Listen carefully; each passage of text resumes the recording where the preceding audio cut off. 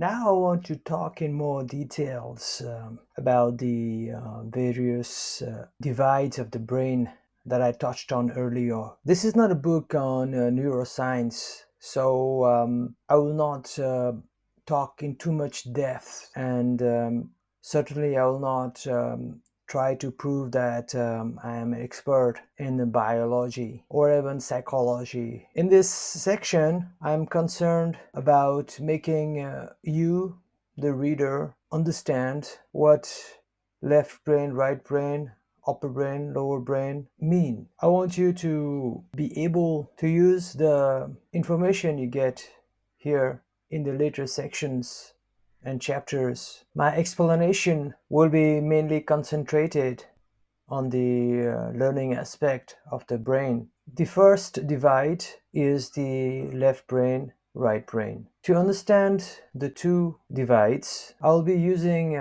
the example of people who only use a particular side of the brain. I will describe how they learn, what type of questions they ask. I will also touch on their personalities and behaviors. In this way, you'll be proficient in that particular division of the brain. Of course, I'm stereotyping here, and it's very rare that you will find anybody fully functioning in that particular brain domination that is either left or brain or right brain. So now let's imagine that there is a person who only is able to use his left brain or the logical, rational thinking. This person is very calculative. He wants to know the cause behind certain phenomena and their effect. He also wants to see the big picture.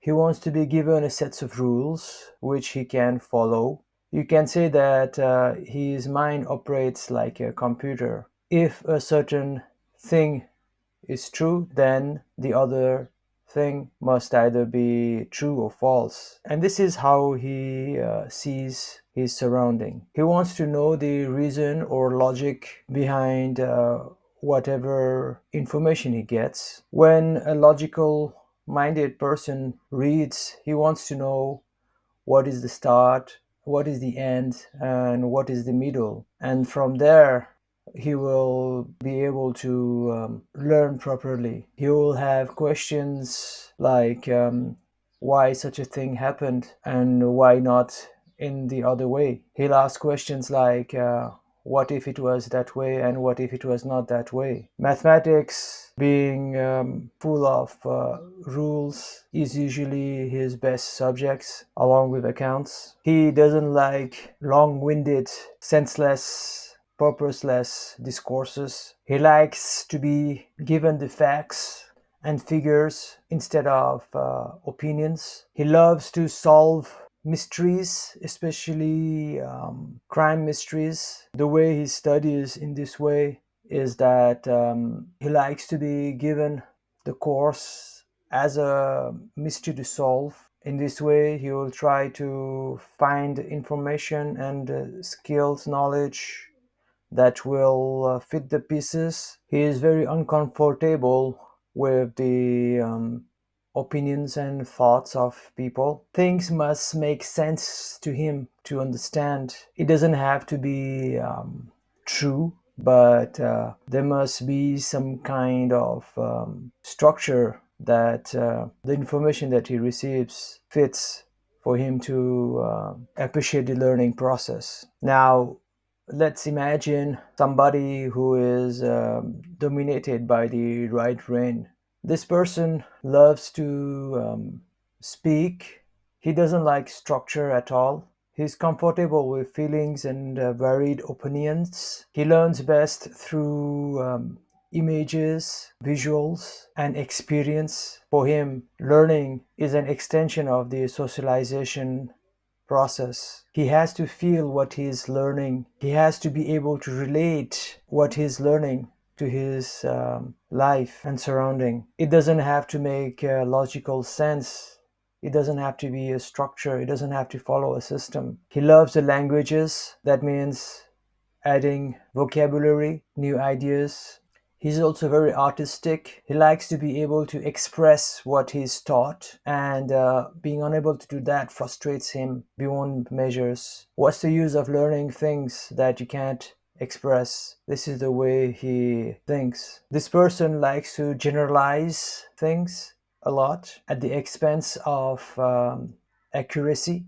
This person will make a very bad detective as opposed to the left brain person who will make the best one. He likes to come to a quick conclusion that is the right brain person. It doesn't matter the steps and procedures that need to be covered in the induction process and deduction process of learning. Romance novels and fantasy novels, as well as books in the genre of philosophy and politics, are very dear to him. He hates detective stories because it causes his brain to cringe too much in the process of induction and deduction, framing the information against available data, iterating between ifs and if nots. All this is too tedious for him, and basically he's the antithesis of the left brain person. If the two persons were put in a room alone, you can expect either war or total silence and disengagement. They just function differently, as I have discussed earlier. I am aware that my explanation of the left brain and right brain isn't exhaustive, but I just wanted you to get enough knowledge and not to be overwhelmed. The objective is to have a general concept so that you can read the later chapters, which is written in the framework of the four brain learning approach. As you get more familiar with the brain divides, it will become easier, and you'll be able to grasp it without much effort, as opposed to now, because it's a new concept for you. Next, we want to talk about the upper and lower brain divide, and we will use the same format.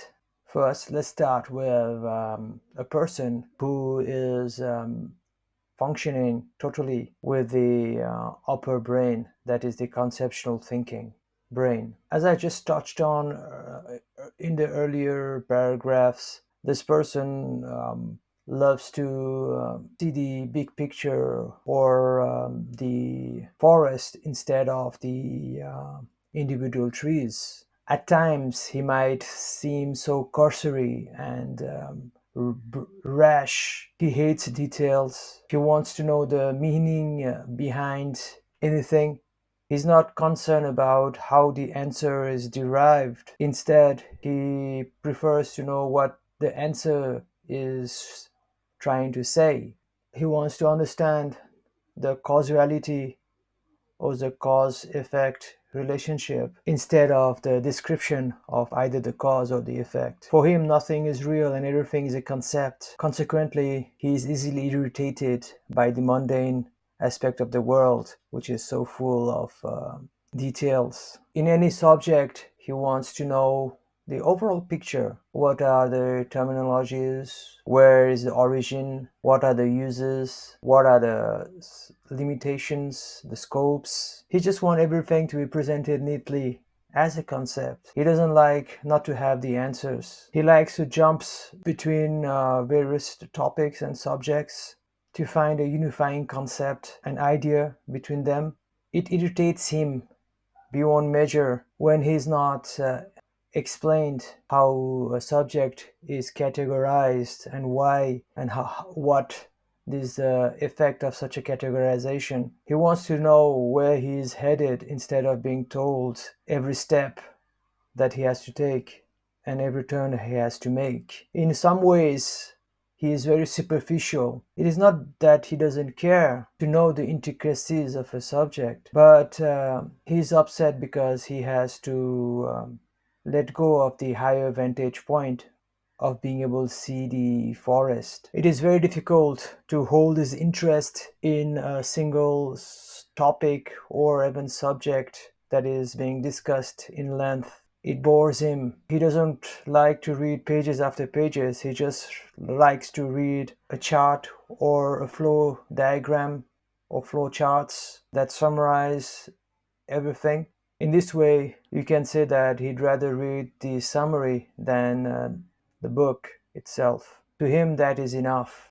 He just wants to read more summaries so that he can come to understanding from a vantage point that is much higher and wider. Basically, he is very hungry to know more and more. Next, let's imagine somebody who is totally dominated by the lower brain or the detail based thinking brain. Needless to say, by now you know that this person is the antithesis of the upper brain guy. This person loves the details, and in the forest analogy, he loves to be on the ground and just focus on each of the tree. He loves to count them, see their colors, and so on. He has no interest in the overall picture. To him, talking about the big picture is being long-winded and a big mouth, a show-off, and a lazy dude. He likes to do the things meticulously. He likes to see errors that others can't see.